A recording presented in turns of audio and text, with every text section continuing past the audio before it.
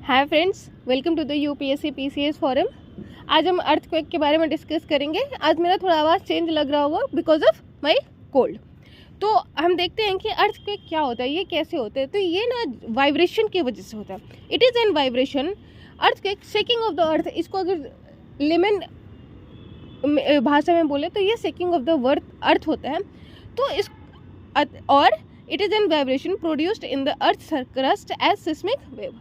जब seismic wave release होता है ना तो एक वाइब्रेशन क्रिएट होता है। कहाँ पर? अर्थ क्रस्ट में। और इस वाइब्रेशन, ये जो वाइब्रेशन अर्थ क्रस्ट में क्रिएट होता है, इसको हम अर्थक्वेक बोलते हैं। और ये जो वेव रिलीज होता है generated through rapid release of large scale of energy in very short period of time.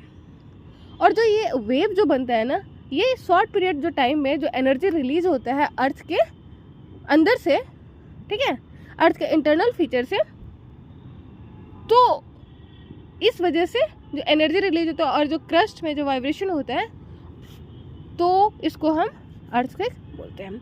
तो जहाँ से ये एनर्जी रिलीज होता है उस रीजन को हम फोकस बोलते हैं। और ये मे और may not cause destruction. Earthquake जो होता है ना, ये डिस्ट्रक्शन क्रिएट भी कर सकता है और नहीं भी कर। ये किस चीज़ पर डिपेंड करता है? ये डिपेंड करता है उस रीजन का स्ट्रेंथ क्या है। मतलब हम देखते हैं, जैसे हम जापान का एग्जांपल लेते हैं। जापान एक हाईली अर्थक्वेक प्रोन रीजन है, लेकिन वहाँ का जो डिस्ट्रक्शन रेट होता है वो बहुत कम है। क्यों? क्योंकि वहाँ की जो मैनेजमेंट है, वहाँ के जो घर है, वहाँ की जो प्लानिंग सिस्टम है, वो अर्थक्वेक रेजिस्टेंट है। ओके, तो कॉजेज ऑफ, और जो जहाँ पे अर्थक्वेक, जहाँ पे एनर्जी रिलीज होता है फर्स्ट टाइम, उसको हम फोकस बोलते हैं। और जब फोकस को हम हाइपो सेंटर भी कहते हैं। और जब इसके जस्ट ऊपर जो, जहाँ पे फर्स्ट टाइम ये एनर्जी अर्थ सरफेस पे पहुँचती है, उसको हम क्या बोलते हैं? उसको हम एपी सेंटर बोलते हैं। ओके, तो डायरेक्टली एबव द फोकस पाया जाता है। ओके, नेक्स्ट देखते हैं कॉजेज ऑफ अर्थक्वेक। अर्थक्वेक का कॉजेज क्या हो सकते हैं? Plate tectonics, meteorites impact, explosive volcanism and landslides. तो प्लेट टेक्टोनिक से कैसे अर्थक्वेक अफेक्ट होता है? प्लेट टेक्टोनिक मतलब आइसोस्टैटिक एडजस्टमेंट। प्लेट टेक्टोनिक की वजह से क्या होता है ना कि आइसोस्टैटिक एडजस्टमेंट होता है, ठीक है। तो आइसोस्टैटिक एडजस्टमेंट जो होता है, जैसे हम इस फिगर में देख रहे हैं कि लिथोस्फीयर फ्लोटिंग ओवर द एस्थोनोस्फीयर। यहाँ पे ये एस्थोनोस्फीयर है और इसके ऊपर क्या फ्लोट कर रहे हैं? लिथोस्फीयर। तो लिथोस्फीयर, जैसे कि हम मान लेते हैं कि जो ग्लेशियर्स होता है, ग्लेशियर्स अगर मेल्ट करेंगे, ग्लेशियर्स के मेल्ट होने से क्या होगा? ग्लेशियर्स के मेल्ट होने से अनलोडिंग हो जाएगा। मतलब ग्लेशियर का जो रीजन है, जो उसका जो लोड है, वो कम हो जाएगा। कम हो जाएगा तो क्या हो जाएगा? ये एक टाइप का शेकिंग क्रिएट करेगा, ठीक है। तो लोडिंग और अनलोडिंग की वजह से जो एस्थोनोस्फीयर पर लोडिंग और अनलोडिंग होता है लिथोस्फीयर में, उसकी वजह से क्या होता है? उसकी वजह से भी earthquake, shaking of the earth हो सकता है। और इस फीचर को हम क्या बोलते हैं? इस फीचर को हम प्लेट टेक्टोनिक बोलते हैं। ओके, नेक्स्ट देखते हैं हम मेटेओराइट्स इम्पैक्ट। हमने कल देखा था कि कई बार क्या होता है ना कि मेटेओराइट्स जो होते हैं वो अर्थ सरफेस पे आ जाते हैं। और जब वो अर्थ सरफेस पे आते हैं तो वो भी एक शेकिंग को क्रिएट करते हैं, ठीक है। When meteorites hits earth surface with great force, it produces immense amount of heat, ठीक है। और वो भी एक फोर्स जनरेट करते हैं। कहाँ पर? अर्थ के सरफेस। और ये भी क्या क्रिएट करता है? ये भी एक टाइप का शेकिंग क्रिएट करता है। कहाँ पर? अर्थ सरफेस पे। एक्सप्लोसिव वोल्केनिज्म, जब वोल्केनिज्म एक्सप्लोसिव होता है तो वहाँ उससे भी शेकिंग होता है। Lead to sudden release of gases causes big explosion. Okay, तो ये जो वोल्केनिक एक्सप्लोजन होता है और ये जब सडन होता है तो इसकी वजह से भी क्या होता है? अर्थक्वेक होता है। नेक्स्ट देखते हैं एंथ्रोपोजेनिक लैंडस्लाइड। लैंडस्लाइड क्या होता है? लैंडस्लाइड कई बार हम देखते हैं कि अभी जो केदारनाथ में हमने देखा था लैंडस्लाइड हुआ था, तो उसकी वजह से शेकिंग ऑफ द अर्थ होते हैं, ठीक है। Causes small magnitude earthquake. Although इसका जो मैग्नीट्यूड होता है वो बहुत स्मॉल होता है, बट स्टिल ये भी अफेक्ट करते हैं किसमें? अर्थक्वेक में। अब हम देखते हैं anthropogenic factor, human induced landslide. कई बार माइनिंग की वजह से जो लैंडस्लाइड होता है, हम मेघालय में हमेशा देखते हैं कि ये जो मेघालय जो माइनिंग होता है उसमें लैंडस्लाइड की हमेशा न्यूज़ आती रहती है। मेघालय अरावली रीजन में जो लैंडस्लाइड होते हैं, तो ये सब क्या है, ये ह्यूमन इंड्यूस्ड है। ह्यूमन इंड्यूस्ड कैसे है, क्योंकि वो माइनिंग, अगर हम ओपन पिट माइनिंग कर रहे हैं तो वो अंदर से हम माइन करते जा रहे हैं और हम प्रॉपर स्ट्रक्चर को फॉलो नहीं कर रहे हैं, तो इस वजह से भी अर्थक्वेक हो सकता है। सेकेंड, अगर हम डिफॉरेस्टेशन बहुत ज़्यादा कर रहे हैं किसी स्लोपी रीजन में, किसी हिली रीजन में, तो ये भी अर्थक्वेक को जनरेट करती है। नेक्स्ट है न्यूक्लियर एक्सप्लोजन। न्यूक्लियर एक्सप्लोजन भी एक रीज़न होता है किसका, अर्थक्वेक का। ठीक है, आपने मूवी में देखा होगा कि जो अभी जो मूवी आई थी उसमें दिखा रहा था कि जब न्यूक्लियर को एक्सप्लोड किया जा रहा था तो वहाँ पे शेकिंग ऑफ द अर्थ हो रहा था। ठीक है, रिजर्वायर इंड्यूस्ड अर्थक्वेक, और इसका सबसे अच्छा एग्जाम्पल है कोयना रिजर्वायर ऑफ महाराष्ट्र। ठीक है, जब पानी का जो लेवल होता है, जो अर्थ है, अगर ये अर्थ है और इसमें पानी का अमाउंट बहुत ज़्यादा हो जाएगा तो ये अर्थ पे क्या करेगा, प्रेशर जनरेट करेगा। ठीक है, और ये प्रेशर जब जनरेट करता है तो ये भी अर्थक्वेक को अर्थक्वेक प्रोन रीजन बना देता है। ठीक है, नेक्स्ट देखते हैं अच्छे से। आइसोस्टैटिक मैंने समझा दिया। When large glacier melting causes unloading and shaking the earth. Human induced landslides. Example, underground mining causes shaking of the earth. जैसे कि मैंने पहले ही बताया कि ह्यूमन इंड्यूस्ड जो लैंडस्लाइडिंग, जैसे कि मेघालय और अरावली का मैंने बताया। Nuclear release large amount of energy in short period of time. Reservoir induced earthquake due to fracture produced in rock as a result of large piling of water. जब piling of water जब large हो जाता है, जैसे कि हम इस example में देखें, यहाँ पे लार्ज पाइलिंग ऑफ वाटर हो गया है, तो क्या करते हैं, ये कहीं कहीं फ्रैक्चर जनरेट कर देता है, और जब ये फ्रैक्चर बनता है ना तो ये शेकिंग ऑफ द अर्थ होता है, और इसको हम क्या बोलते हैं, अर्थक्वेक बोलते हैं। और ये मेनली कहाँ पे इसका एग्जाम्पल देखने को मिलता है, इसका एग्जाम्पल मेनली कहाँ देखते हैं, Koyna reservoir of Maharashtra. Mechanism of earthquake, elastic river, majority of earthquake taking place, it is an explanation of energy release during the earthquake. Elastic rebound क्या होता है ना, कि ये एक टाइप का मैकेनिज्म है कि उस टाइम एनर्जी रिलीज का जो एनर्जी रिलीज का मैकेनिज्म क्या होता है, कैसे एनर्जी रिलीज होता है। Majority of earthquake, elastic rebound की वजह से ना बहुत सारी क्या होती है, अर्थक्वेक टेक प्लेस करती है। Plate tectonics and earthquake. Plate tectonic का मैंने बताया कि प्लेट टेक्टोनिक जब वहाँ पे कन्वर्जेंट डाइवर्जेंट होता है तो वहाँ पे भी क्या होता है, वहाँ पे भी अर्थक्वेक जैसी सिचुएशन क्रिएट हो जाती है। शैलो फोकस अर्थक्वेक, फोकस जो होता है ना, अगर 0 से 70 किलोमीटर के बीच में है तो उसको हम शैलो फोकस अर्थक्वेक कहते हैं। जैसे हम देखते हैं कन्वर्जेंट डाइवर्जेंट बाउंड्री और ट्रांसफॉर्म बाउंड्री। ये जैसे कि हम कन्वर्जेंट बाउंड्री को देखते हैं, यहाँ पे प्लेट सबडक्ट कर रहा है, प्लेट से सबडक्ट कर रहा है, तो हमने देखा था कि वोल्केनो के एक्सप्लोजन से भी अर्थक्वेक जनरेट होता है। तो यहाँ पे ये मैग्मा जब ऊपर जा रहा है तो यहाँ पे वोल्केनो क्रिएट हो रहा है। वोल्केनो जो क्रिएट हो रहा है तो यहाँ पे क्या होगा, वोल्केनिक एक्सप्लोजन होगा। वोल्केनिक, तो ये अर्थ को शेकिंग करेगा मतलब अर्थक्वेक जनरेट होगा, क्योंकि हम शेकिंग ऑफ द अर्थ को ही बोलते हैं क्या, अर्थक्वेक। ठीक है, और ये फ्रैक्चर जनरेट करेगा यहाँ पे। ठीक है, maximum earthquake at this boundary, और सबसे ज़्यादा जो अर्थक्वेक होती है ना वो इसी बाउंड्री पे होती है। कहाँ पर, जहाँ पे सबडक्शन जोन होता है। When the plate is bending and subducting, it will have to bend when it bend features created at the point and cause earthquake. Transform boundary पर हम देख लेते हैं, bending and fracture. Mid oceanic ridges, Andreas fault line. In this boundary rough edges can stick to the each other. क्या होता है ना transform boundary में, मेनली ये जो रफ एजेस है वो स्टिक कर जाते हैं एक दूसरे से। जब ये स्टिक करते हैं तो ये stick into each other which can lead to bending and fracture of the rock creating those earthquake. और ये क्या कर देते हैं, ये जब स्टिक हो जाते हैं तो ये एक दूसरे को बेंडिंग करने लगते हैं और ये फ्रैक्चर जनरेट करते हैं, और जिसकी वजह से अर्थक्वेक होता है। नेक्स्ट देखते हैं divergent, less common type of ये अर्थक्वेक होता है। Having gaseous matter causing explosion that lead to shallow focus earthquake.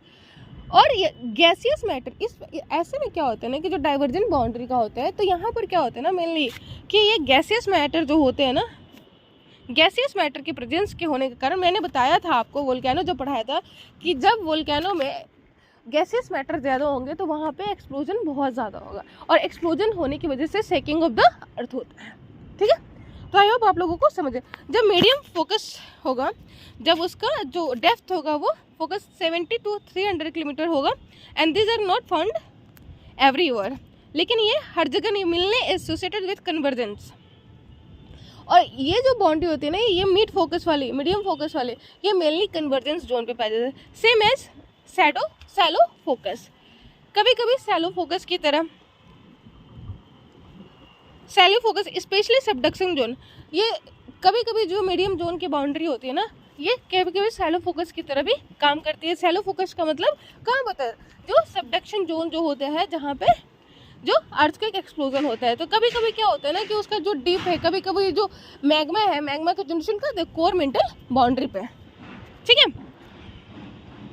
तो इसके एग्जाम्पल कौन कौन से है? इसके एग्जाम्पल है कैरेबियन सबडक्शन जोन, और कभी कभी ना डीप फोकस अर्थक्वेक भी देखने को मिलता है। उसका जो फोकस होता है वो कहाँ पे लाई करते हैं, 300 to 700 किलोमीटर। ठीक है, लेकिन इस टाइप के जो अर्थक्वेक जनरेट होता है ना, इसके बारे में अभी पूरी तरह से प्रक्रिया अंडरस्टूड नहीं है। ठीक है, beyond 300 kilometre rocks can not be rigid enough to create fault to cause earthquake. वैसे तो 300 किलोमीटर के बाद जो भी अर्थक्वेक रिजिड, जो भी रॉक्स पाया जाता है वो रिजिड नहीं होता है, लेकिन इसके पीछे क्या वजह है, अभी ये रिसर्च चल रहा है। ओके, बोथ दिस फाउंड, जो मिड फोकस है और मीडियम फोकस और deep focus earthquake, this found not everywhere, most specifically found and convergent boundary in subducting plate this earthquake occurs. ये जो मीडियम फोकस बाउंड्री है और डीप फोकस अर्थक्वेक है, ये सब जगह नहीं पाए जाते हैं। मेनली ये कहाँ पे पाए जाते हैं, ये मेनली कहाँ पे पाए जाते हैं, कन्वर्जेंट बाउंड्री पे। In subducting plate this earthquake occur. When plate subducting, minerals acquire compact structure and creates high fault due to fracture. जब प्लेट ना सबडक्ट करता है, ठीक है, ये जो प्लेट सबडक्ट करता है, तो यहाँ पे क्या होता है ना कि यहाँ पे एक फ्रैक्चर, जब ये यहाँ से लावा ऊपर हो जाता है तो यहाँ पे एक फ्रैक्चर जनरेट होता है। ठीक है, तो ये जो फ्रैक्चर जनरेट होता है और यहाँ पे फॉल्ट बनता है, तो इसकी वजह से क्या होता है, सेकेंड ऑफ द अर्थ होता है, और सेकेंड ऑफ द अर्थ होता है तो अर्थक्वेक जनरेट होता है। Next, earthquake magnitude. Earthquake magnitude क्या होता है? अर्थक्वेक में measure of the amount of energy release during an earthquake. ये अर्थक्वेक मैग्नीट्यूड है ना, एनर्जी को, जो एनर्जी जो रिलीज होती है उसको मेजर करता है। Measure by Richter scale 1 to 10, और जो इसका जो मापदंड होता है वह कहाँ से कहाँ तक वैरी करता है, 1 से 10 के बीच में वैरी करता है। Earthquake intensity, measure of amount of destruction cause during an earthquake. तो इंटेंसिटी होता है वो किसको मेजर करता है, वो मेजर करता है डिस्ट्रक्शन को, जबकि जो मैग्नीट्यूड है वो अमाउंट ऑफ एनर्जी जो रिलीज होती है उसको मेजर करता है। ओके, और जो मर्कैली और जो अर्थक्वेक इंटेंसिटी होती है उसको हम किससे मापते हैं, मर्कैली स्केल से, और उसका जो रेंज होता है वो 1 से 12 के बीच में होता है। Factor affect intensity of earthquake, magnitude of earthquake, magnitude is high, intensity is high over 7 cause. मतलब अगर डिस्ट्रक्शन होगा ज़्यादा तो डिस्ट्रक्शन क्यों ज़्यादा होगा, डिस्ट्रक्शन अगर ज़्यादा होगा मतलब कि एनर्जी ज़्यादा रिलीज हो रही है, और एनर्जी अगर एनर्जी रिलीज को ही तो क्या बोलते हैं हम, मैग्नीट्यूड। ठीक है, जैसे कि हम यहाँ देख रहे हैं कि measure of amount of energy release during an earthquake, तो अर्थक्वेक के टाइम पे जो एनर्जी रिलीज होती है उसी को तो हम बोलते हैं मैग्नीट्यूड। अर्थ का जो मैग्नीट्यूड होता है, अर्थक्वेक का जो मैग्नीट्यूड होता है, जो रिलीज होता है, जो एनर्जी रिलीज होता है उसी को तो मैग्नीट्यूड बोलते हैं। अगर एनर्जी रिलीज ज़्यादा होगी तो इंटेंसिटी ऑब्वियसली ज़्यादा होगी। Okay, depth of focus of earthquake, deeper focus less impact. अगर फोकस डीपर होगा तो इम्पैक्ट लेस होगा, और फोकस अगर सैलो होगा तो इम्पैक्ट ज़्यादा होगा। तो इससे में क्या, जो डीप फोकस और मीडियम फोकस के जो अर्थक्वेक होते हैं उनसे ज़्यादा इम्पैक्ट नहीं होता है in comparison to shallow focus में ज़्यादा होता है। डिस्टेंस फ्रॉम एपिसेंटर, अभी हम इस फिगर में देख रहे हैं कि मैक्सिमम डिस्ट्रक्शन कहाँ पे होता है, मैक्सिमम डिस्ट्रक्शन, जैसे कि ये है सरफेस, ये है पॉइंट फोकस, और जब यहाँ का जो डायरेक्ट रीजन है सीधे ए वाला रीजन, ये क्या एपी सेंटर है, तो एपी सेंटर पे मैक्सिमम फोकस होगा। और ये सी है, ये बी है, तो बी और सी के पास डिस्ट्रक्शन होगा वो कम होगा। रॉक स्ट्रक्चर के भी ऊपर जो अर्थ का डिस्ट्रक्शन होता है वो डिपेंड करता है। कैसे? Have high elasticity means rock can easily bend. अगर रॉक की इलास्टिसिटी ज़्यादा होगी तो वो इजिली बेंड हो जाएगा। इजिली बेंड होगा तो क्या होगा, वो वहाँ पे सेकिंग ज़्यादा होगा, सेकिंग होगा तो डिस्ट्रक्शन ज़्यादा होगा। When wave passes through them this rocks bend a lot, rigid rock bend less shaking of structure and destruction. तो जनरली किस में बेंडिंग जाता है, इलास्टिसिटी ज़्यादा कहाँ पे होती है, जहाँ पे सेडिमेंट्री रॉक होता है, और जहाँ पे इग्नियस रॉक होता है वहाँ पे जो बेंडिंग होती है वो कम होती है। ह्यूमन फैक्टर्स क्या क्या अफेक्ट करते हैं, किस में, अर्थक्वेक के जो डिस्ट्रक्शन होता है उसमें ह्यूमन फैक्टर का क्या रोल होता है, देखते हैं। Human factor, types of land use, human किस टाइप का लैंड यूज करता है उस पर भी डिपेंड करता है। जैसे कि फॉरेस्ट में लेस इम्पैक्ट होगा क्योंकि वहाँ पे पॉपुलेशन ज़्यादा होता है। डिस्ट्रक्शन कब इम्पैक्ट करता है, डिस्ट्रक्शन इस बात पे इम्पैक्ट करता है कि उससे कितना हानि हो रहा है ना, मैन मेड चीज़ों का, जो नेचुरल चीज़ें हैं, नेचुरल रिसोर्सेज है, उनका कितना डिस्ट्रक्शन हो रहा है। तो अगर वहाँ पे पॉपुलेशन कम होगा तो डिस्ट्रक्शन भी तो कम होगा ना, ओके। और अर्बन एरिया हाईली डिस्ट्रक्टेड होता है, हाई इम्पैक्ट होता है, क्यों, और अर्बन एरिया में भी कहाँ पे, जो कि डेवलपिंग कंट्री होती है, मोर इम्पैक्ट क्योंकि वहाँ पे लेसर रेसिस्टेंट होता है। जैसे कि मैंने जापान का एग्जांपल दिया और इंडिया का एग्जांपल दिया कि इंडिया में अगर 7 रिक्टर स्केल का अर्थक्वेक आ जाए तो यहाँ पे तबाही मच जाएगी, लेकिन जो जापान होता है वहाँ पे उतना ज़्यादा इम्पैक्ट नहीं पड़ता है क्योंकि वहाँ के जो इंफ्रास्ट्रक्चर है वो रेजिस्टेंट है, ठीक है। Building and infrastructure in developing have lack of region not resistance structure, और डिस्ट्रक्शन हाई होता है, ओके। अब हम नेक्स्ट टॉपिक किसको स्टार्ट करते हैं, सुनामी को। सुनामी एक ना जापानीज टर्म है जो कि 2 वर्ड से बना हुआ है, सु और नामी। सु का मतलब होता है हार्बर और नामी का मतलब होता है waves. It is very large and destructive ocean waves are generated due to large sea disruption in sea surface suddenly. ये ना वेरी लार्ज और डिस्ट्रक्टिव ओशनिक वेव होता है, ठीक है। सुनामी कुछ नहीं होता है, ये ओशनिक वेव होता है। और ये क्यों जनरेट होता है, जब कोई डिस्ट्रप्शन क्रिएट होता है, कहाँ पे, सिर्फ सरफेस पे अचानक से, ठीक है। Waves are disturbance simply on the surface of water, ठीक है। तो वेव्स कुछ नहीं, ओशनिक वेव के कारण क्या होता है, ये डिस्ट्रक्टिव वेव होते हैं, क्या, सुनामी। और ये वेव क्या होता है, ये wave disturbance simply on the surface of the earth. अगर सिंपली डिस्ट्रक्शन होगा कहाँ पे, surface of the earth, surface of the ocean, तो क्या होगा, सुनामी का जनरेशन होगा। जैसे कि ये वाटर है और यहाँ पे वेव जनरेट हो रहा है, ठीक है। तो हम यहाँ देख रहे हैं, हम इसको आगे भी देखेंगे कि ये जो आगे वाला जो लिम्ब है किसका, जो वेव है वो डाउन चला गया, लेकिन ये जो पीछे वाला है वो अफेक्ट कर रहा है, ठीक है। तो ये बहुत ज़्यादा डिस्ट्रक्शन क्रिएट करता है, कहाँ पे, कोस्टल रीजन में। In case of tsunami, these large waves have a wavelength of 200 km. It is very possible when they reach near to the coast, then their height can increase up to 3 meter. जो large waves होती है ना, उनका जो wavelength होता है about 200 kilometre होता है, ठीक है।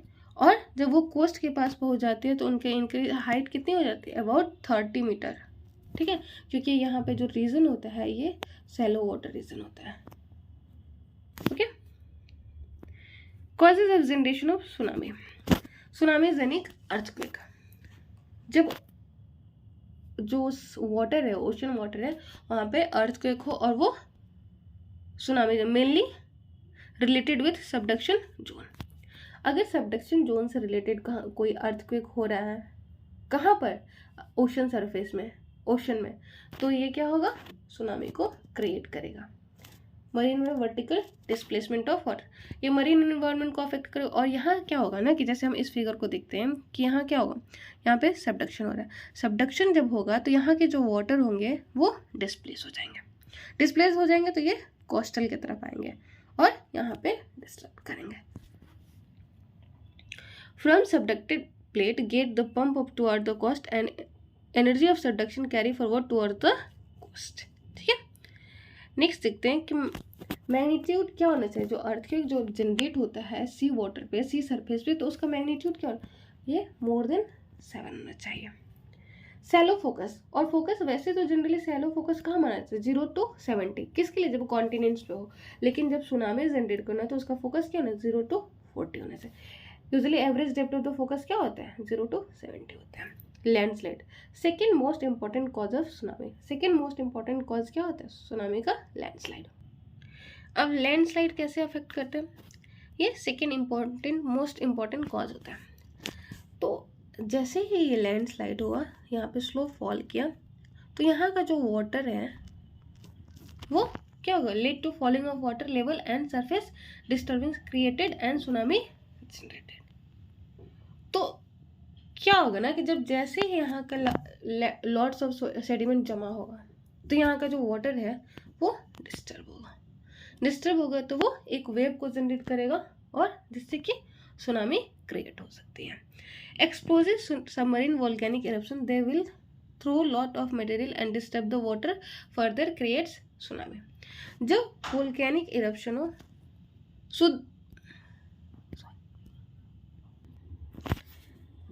मेटेराइट इम्पैक्ट के कारण भी सुनामी जनरेट हो सकता है।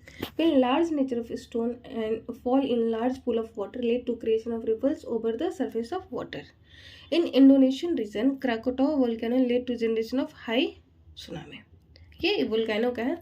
लेकिन अगर कभी जो अर्थ में मेटेराइट, जैसे अभी बात किया जा रही है ISS से, इंडियन स्पेस सेंटर के बारे में क्या किया जा रहा है, स्टेशन के बारे में बात की जा रही है कि उसको गिराने की बात की जा रही है, तो उससे ना हो सकता है कि जो मरीन वाटर में क्या हो, सुनामी जनरेट हो सके।